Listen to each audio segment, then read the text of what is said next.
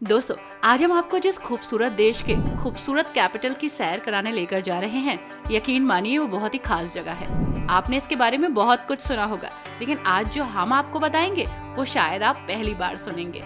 दोस्तों, ये जगह अपनी खूबसूरत नहरों के लिए, म्यूजियम्स के लिए, इतिहास के लिए, लोगों के लिए तो जानी ही जाती है, लेकिन एक और चीज के लिए वर्ल्ड फेमस है। वो चीज वो है जिसके बारे में इंडिया में बात करना या उसका नाम लेना किसी गुनाह से कम नहीं है। लेकिन दोस्तों, यहाँ पर आकर आप वो सब कुछ कर सकते हैं जो अपने देश में नहीं कर सकते। दोस्तों, यहाँ पर लोगों का अधिकतम जीवन जमीन पर नहीं बल्कि बोट्स पर बीतता है।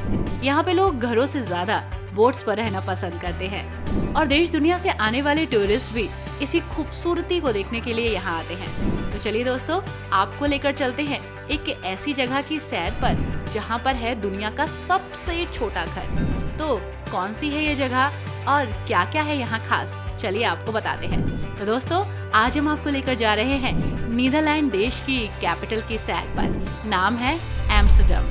नमस्कार दोस्तों, आप सभी का बहुत बहुत स्वागत है हमारे YouTube channel let's explore TV पर। दोस्तों, एम्स्टर्डम नीदरलैंड की राजधानी है और सबसे अधिक आबादी वाला एक नगर पालिका क्षेत्र भी। राजधानी एम्स्टर्डम नीदरलैंड के पश्चिम भाग में है और नीदरलैंड के पश्चिम भाग को ही हॉलैंड कहा जाता है।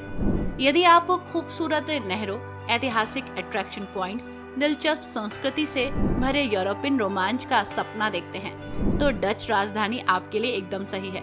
जो लोग इस शहर को कई बार देख चुके हैं वो आपको जरूर विश्वास दिलाएंगे कि भीड़ भाड़ के बावजूद एम्स्टर्डम यूरोप में घूमने के लिए सबसे अच्छी जगहों में से एक है। लंबे समय से एम्स्टर्डम घूमने आने वाले लोगों के लिए एक अट्रैक्टिव पॉइंट है। ये दुनिया भर के टूरिस्ट के लिए एक पसंदीदा जगह। लेकिन सुंदर नहरों के इस शहर को कभी कभी कुछ और नामों से भी पुकारा गया।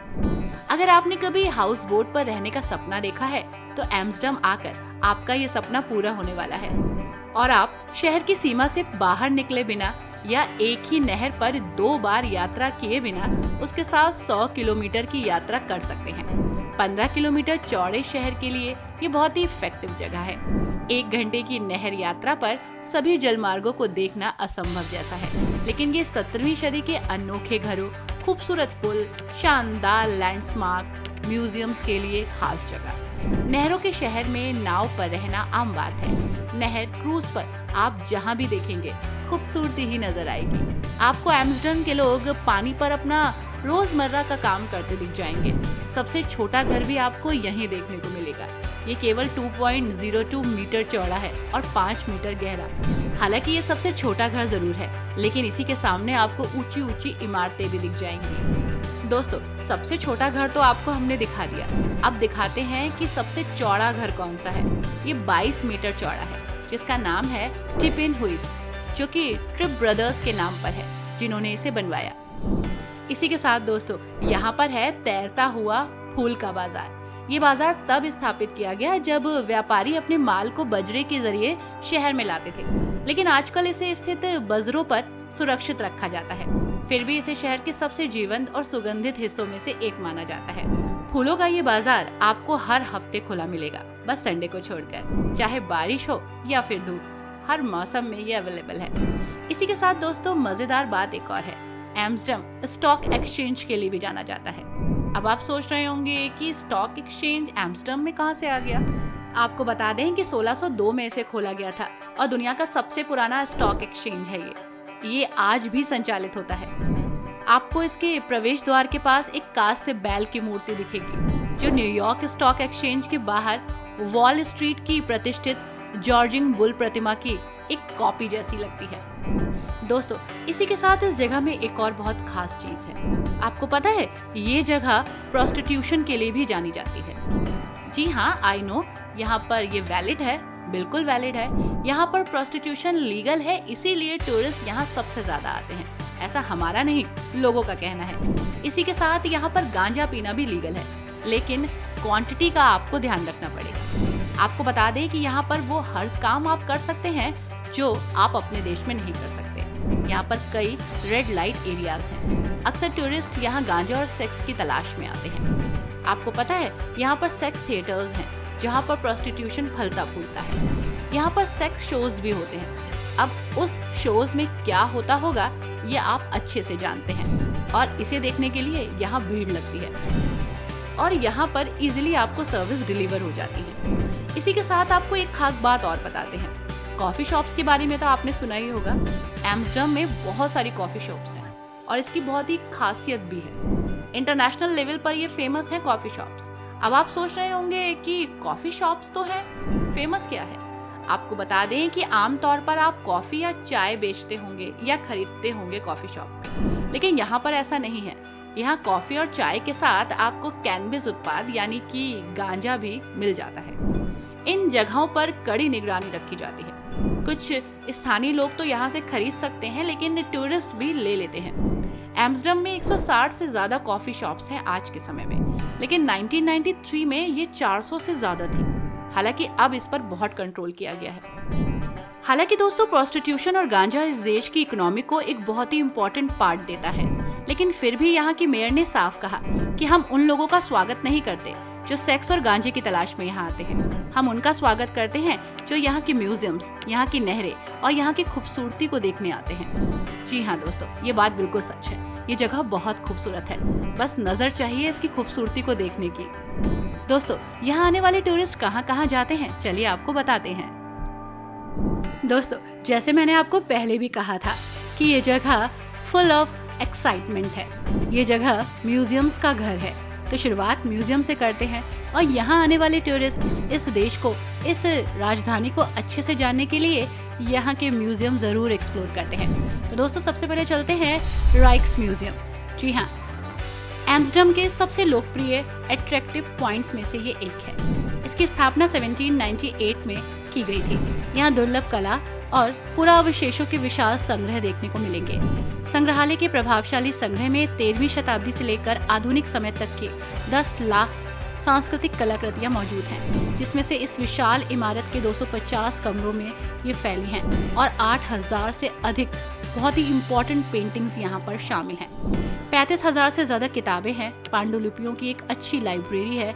नीदरलैंड में कला और संस्कृति के विकास से जुड़ी कई अट्रैक्टिव पॉइंट्स, प्रदर्शनियां आपको मिलेंगी। यहाँ पर पारंपरिक हस्तशिल्प, मध्ययुगीन मूर्तिकला और आधुनिक कला की शैलियां भी देखने को मिलेंगी। इसी के साथ थीम वाले अंग्रेजी भाषा निर्देशित पर्यटन उपलब्ध हैं। विशेष अनुभव के लिए आपको यहाँ जरूर आना चाहिए। दोस्तों, ये है Anne Frank house. Prince guts पर एनी फ्रैंक हाउस है। ये दुनिया के सबसे प्रसिद्ध होलोकास्ट पीड़ितों में से एक के बहुत ही छोटे जीवन को समर्पित है। ये वास्तविक घर है दोस्तों, जिसमें एनी का परिवार सेकेंड वर्ल्ड वॉर के दौरान छिपा रहा था। फ्रेंच जर्मन शहर फ्रैंकफर्ट से आए यहूदी शरणार्थी थे और यहीं पर एनी ने डायरी लिखी थी, जो युद्ध के बाद इंटरनेशनल बेस्ट सेलर बन गई। ये डायरी युद्ध खत्म होने के ठीक 2 महीने पहले, यानी कि 15 साल की उम्र में उनकी मृत्यु के कुछ साल के बाद प्रकाशित हुई। अधिकांश हिस्सा वैसा ही रखा गया है जैसा कि एनी के समय में था। इतिहास के दुखद दौर के लिए यहाँ पर लोग आते हैं उसे जानने के लिए। यहाँ पर टिकट लगती है दोस्तों, इसे जरूर एक्सप्लोर कीजिएगा। दोस्तों, ये है जॉर्डन। जॉर्डन एम्स्टर्डम में सबसे लोकप्रिय इलाकों में से एक है। ये अपने आवासीय क्षेत्रों के लिए जाना जाता है।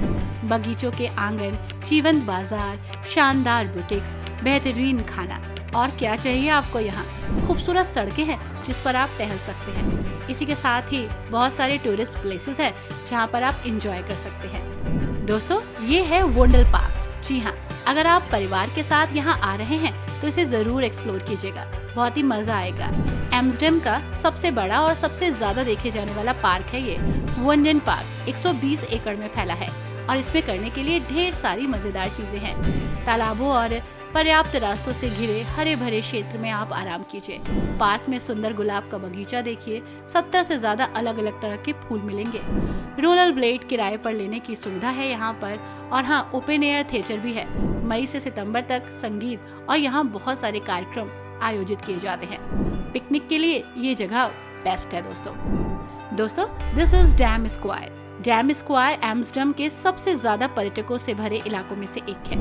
इसकी एक अच्छी वजह ये भी है कि ये एक काफी प्रसिद्ध जगह है। 17वीं सदी का रॉयल पैलेस है ये, जो पहले डच शाही परिवार का था और अब शाही समारोह के लिए इसने स्थान लिया है। न्यू चर्च, मैडम तुषार, साथ ही मोम म्यूजियम तथा राष्ट्रीय स्मारक प्रतिमा जो सेकेंड वर्ल्ड वॉर में अपनी जान गंवाने वाले 10 सैनिकों को समर्पित है। ये यहाँ का पर्यटक केंद्र है। आपको यहाँ पर कई कैफेज, रेस्टोरेंट और दुकानें मिलेंगी जहाँ आप अपने नियर एंड डियर के लिए कुछ ले सकते हैं। साथ ही फेरिस व्हील भी यहाँ मिलेगा जो एक अलग ही आपको एक्सपीरियंस देगा। दोस्तों, this is Amsterdam royal palace. दोस्तों, 1648 में जब इसका निर्माण शुरू हुआ था तो ये एक बहुत बड़ा काम था और दोस्तों विशाल संरचना को सहारा देने के लिए 13,659 खंभों को यहाँ पर लगाना पड़ा। प्राचीन रोम की वास्तुकला पर आधारित बाहरी हिस्सा पूरी तरह से शास्त्रीय है, जबकि अंदर का हिस्सा शानदार ढंग से बनाया गया है। बहुत सारे अट्रैक्टिव पॉइंट्स भी हैं। सिटी ट्रेजर का कमरा शामिल है इसमें। संगमरमर की चिमनी और कॉर्नेलिस होलस्टेन द्वारा बनाई गई छत की पेंटिंग्स। आप एंडरमैन का हॉल भी देख सकते हैं जिसमें बोल और फ्लिक की पेंटिंग भी है। सबसे बड़ा और सबसे महत्वपूर्ण कमरा है ये, जो बहुत ही खास है। यूरोप के सबसे खूबसूरत स्टेट रूम में से ये एक है। दोस्तों, अब एम्स्टर्डम में हैं तो चर्च तो जाना बनता है। वेस्ट चर्च, वेस्टर्न कर्क भी इसे कहते हैं। एनी फ्रैंक संग्रहालय के बगल में स्थित एम्स्टर्डम का वेस्ट चर्च शहर में घूमने के लिए लोकप्रिय चर्चों में से एक। खूबसूरत इतना कि देखते रह जाए। 1630 में बनकर यह तैयार हुआ और बहुत ही अट्रैक्टिव जगह है।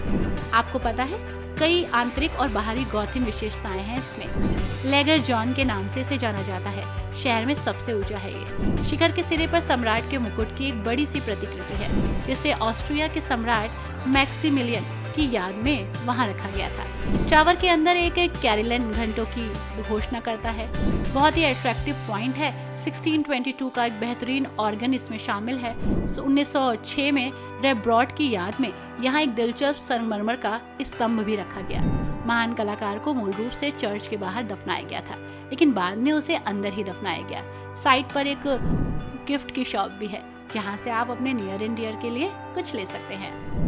आई होप दोस्तों ये खूबसूरत सी जगह आपको पसंद आई होगी। वीडियो अच्छी लगी हो तो वीडियो को लाइक एंड शेयर करना मत भूलिएगा। Thanks for watching. Bye bye and take care.